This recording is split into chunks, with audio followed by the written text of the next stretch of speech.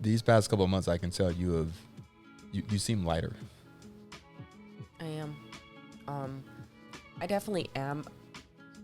Because once you do start reclaiming pieces of your identity and who God says you are, you do walk in the confidence of who He says you are as well.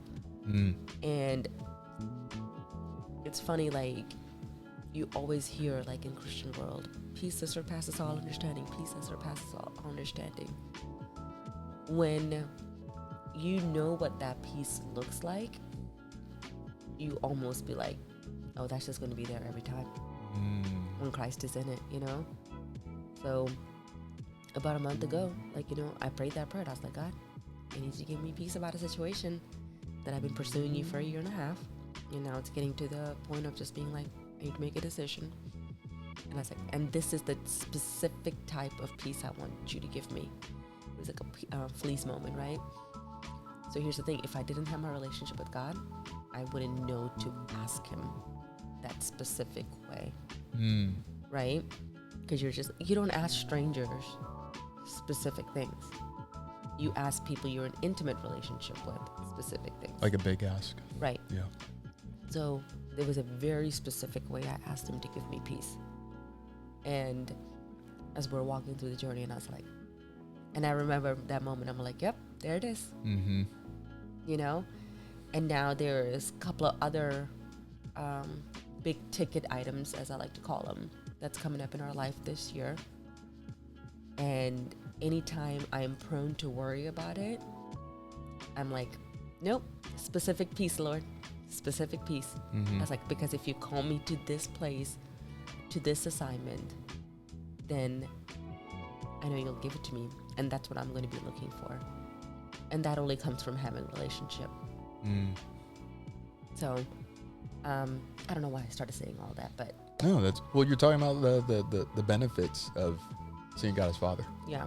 You know, and essentially what you're saying is you don't just walk with more peace. You walk with an expectation now. Right.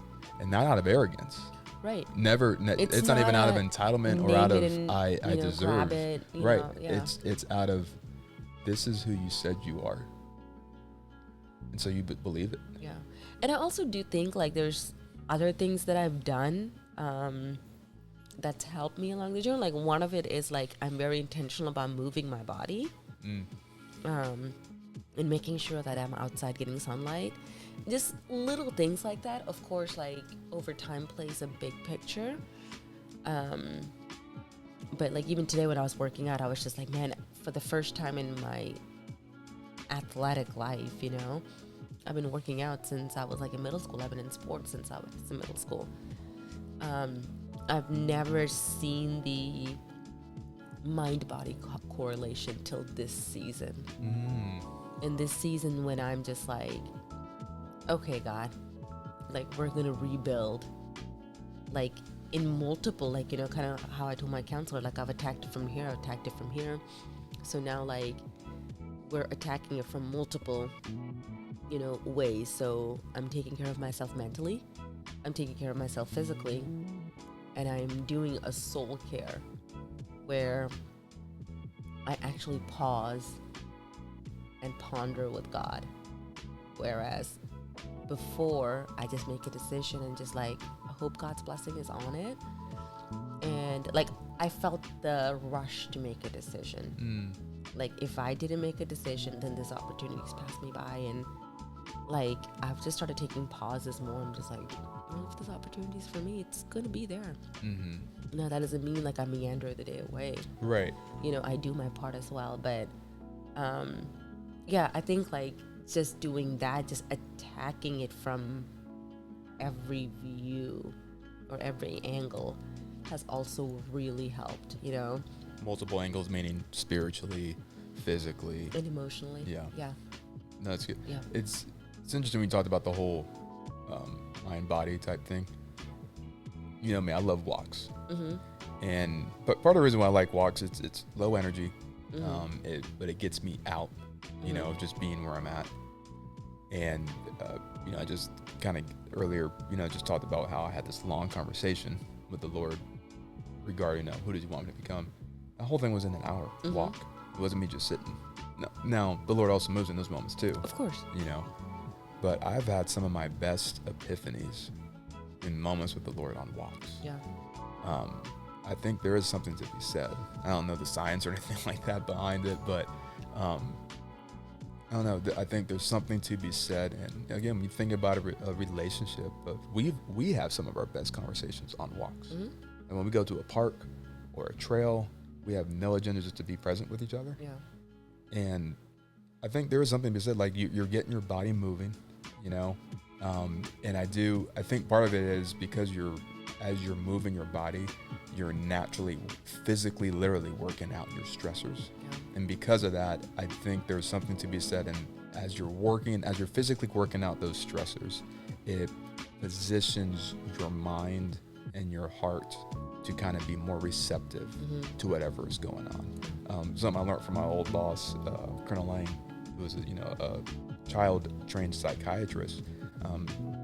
They will give kids a toy or an action figure or something like that, and part of what they're doing is to loosen up their mind. Play therapy. Correct. And so I just wonder, I'm like, if that's true for kids, or heck, something else to note is that, like I said, I just went to that unit a couple weeks ago. I have this love-hate relationship with range day. I'm qualifying at the range because since I'm a chaplain, I'm a non-combatant. So not only can I not shoot, I can't even touch weapons, And so I remember for the longest time, I was like, I'm going to go there and just literally twiddle thumbs. And I remember I used to be so frustrated, but in the time there,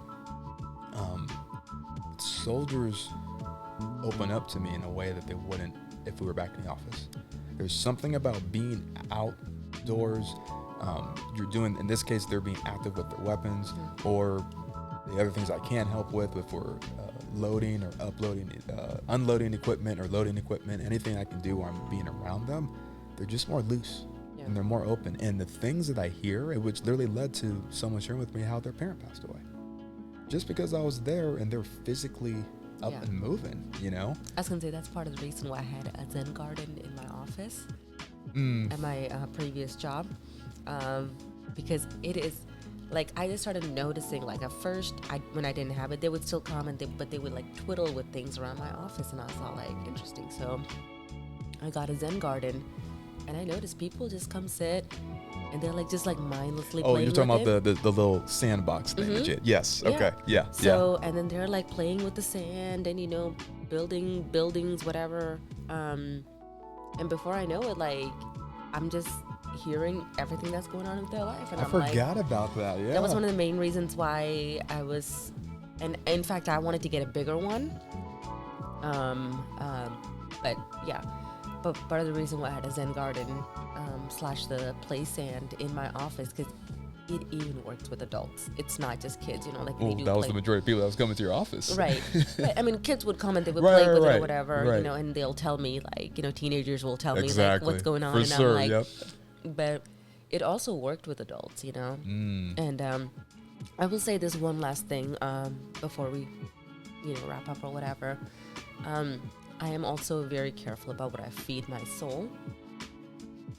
As far in this season, like you're gonna have to dive into that. Like as far as what I listen to, like I don't really listen to a lot of secular music anymore, even as background noise. Just because some of it is like, God, like, don't come for me, please. But some of it's just like really stupid messages. Like when you really sit down and look at the lyrics, and I'm like, this is so dumb. Like, why? And I'm not even just talking about. Why would God come for you for that? No, I said don't. Oh, I thought you said, God, don't come for me. No. I said, oh God. Oh, okay. Period. Gotcha. Exclamation point. Okay. Don't come for me. Okay, gotcha. Yeah, but like, and it's not just current day music. It's music I grew up on too. Like, I listen to some of the stuff. Like, I love listening to throwback stations, and I'm like, that's what the song said. Like, there's just, but there is like the true test is to print the lyrics. Yeah. Or Google the lyrics. It makes you rethink what you're listening Yeah, to. and I'm not saying like I'll completely cut secular music out. Like I'll still listen to like a good throwback station here and there, but I'm very careful just because like the mood they were in when they created that music, it almost transfers onto me sometimes. Like it can make me cynical, it can make me hard-hearted, you know, like, so I'm really careful about that. I'm careful about what I watch on YouTube. Like I know you love listening to commentaries on YouTube or whatever, and sometimes I just have to even shut that off because I have to tell myself like I need my brain to come up with its own opinions and not listen to the opinions of others, because I clearly have an opinion, and for me that's part of claiming back my voice and that speak thing that I talked about earlier today. So I'm careful about that. I'm careful about what I watch on TikTok. Like if it doesn't serve my soul, like, because like as soon as it'll start playing, I'm like, how is this helping me scroll, you know? So I have become a lot more careful about what I listen to and how I listen to it. What frame of mind am I in? Is this going to be re-triggering in any way? You know, like we just recently watched a documentary and I had to ask myself, are you mentally okay with watching this? Do you think you can get re-triggered? Do you think this can hurt you? Do you think this can hurt your relationship with God and how you view him once you hear some of these comments? And I was like, I think I'm good. So I'm like, let me just see. Saw the first episode. I'm like, yeah, it's fine. All right, cool. Like I was in the like, but I really did have to ask myself. I was like, are you going to be okay? And is your relationship with God going to be okay? Like, and not that God will smite me for watching it, but like, really turn me cynical, you know, right? So like what I got out of that documentary was it actually broke my heart for a certain group of people. Like it didn't make me cynical. It made me empathize. It, Humanized I was like, too. okay, cool, you know? Yeah. So like, even when it comes to this watching stuff, I just have to be like, because I just know where I've come from. Like, I know how easy it is for me to slip back into a cynical state of mind and not empathize and all of that. So I literally have to just ask myself, like, is this the best thing for my soul and my being right now?